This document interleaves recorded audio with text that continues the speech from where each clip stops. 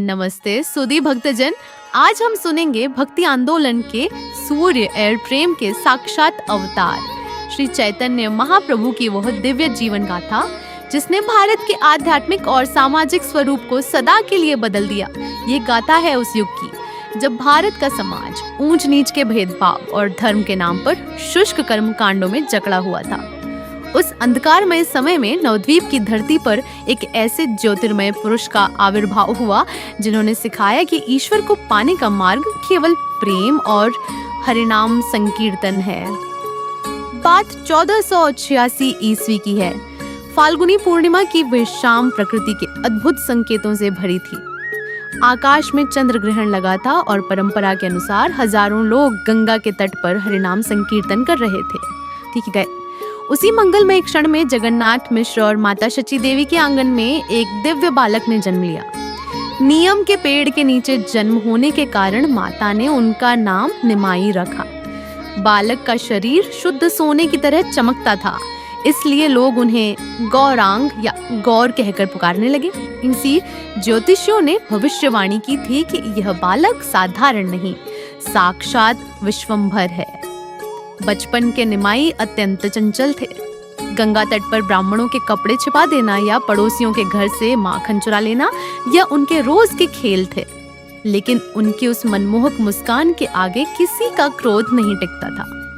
पढ़ाई में निमाई का मस्तिष्क बिजली की तरह तीव्र था।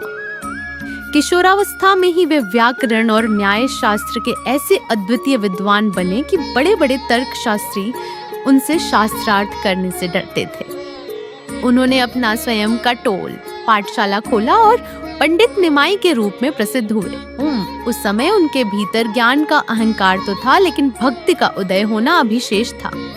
उन्होंने दिग्विजयी पंडित केशव कश्मीरी को भी तर्क में पराजित कर नवद्वीप का मान बढ़ाया। निमाई के जीवन का सबसे बड़ा मोड़ तब आया जब वे पिता का पिंडदान करने गया गए। वहां उनकी भेंट महान संत ईश्वरपुरी से हुई। ईश्वरपुरी के सानिध्य में आते ही निमाई का सारा तार्किक अहंकार कपूर की तरह उड़ गया और उनके भीतर कृष्ण प्रेम की अविरल धारा जाग उठी।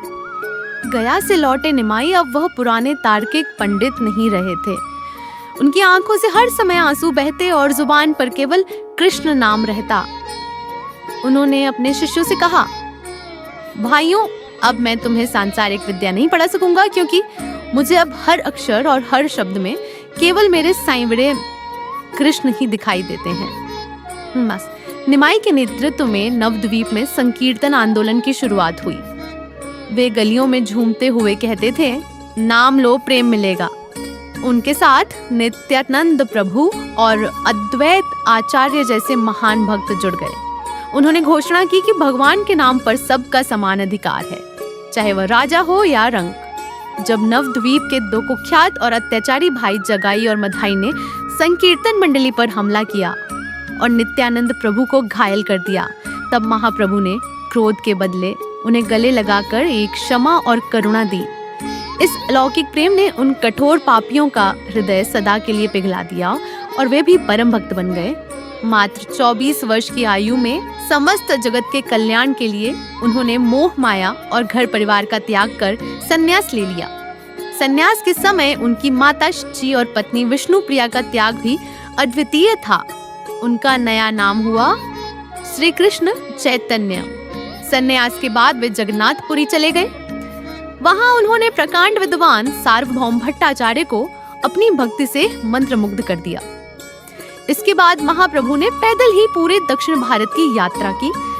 कहा जाता है कि उनके कीर्तन की धुन इतनी पवित्र थी कि घने जंगलों के हिंसक पशु भी अपनी शत्रुता भूलकर उनके साथ नाचने लगते थे। गोदावरी के तट पर रामानंद राय के साथ उनकी आध्यात्मिक चर्चा आज भी वैष्णव दर्शन का सबसे श्रेष्ठ आधार मानी जाती है। महाप्रभु ने अपने जीवन के अंतिम 18 वर्ष पूरी की गंभीरा नामक एक छोटी सी कोठरी में व्यतीत की। वे राधा भाव में डूबे रहते थे और कृष्ण के विरह में रात रात भर व्याकुल होकर रोते थे। उन्होंने दुनिया को सिखाया कि ईश्वर को पाने के लिए किसी आडंबर की नहीं, बल्कि हृदय में विनम्रता और सहनशीलता की आवश्यकता है। 1534 ईस्वी में वे इस नश्वर संसार से अंतर्धान हो गए। सबसे प्रचलित विश्वास यह है कि वे पुरी के मंदिर में साक्षात जगन्नाथ जी के विग्रह में ही विलीन हो गए। श्री चैतन्य महाप्रभु का संदेश आज भी अमर है। धर्म का अर्थ कठिन नियम नहीं, बल्कि जीवों पर दया और हरि के नाम में अटूट प्रेम है। ऐसी और भी दिव्य और धार्मिक कहानियों के लिए सब्सक्राइब करें। नमस्कार।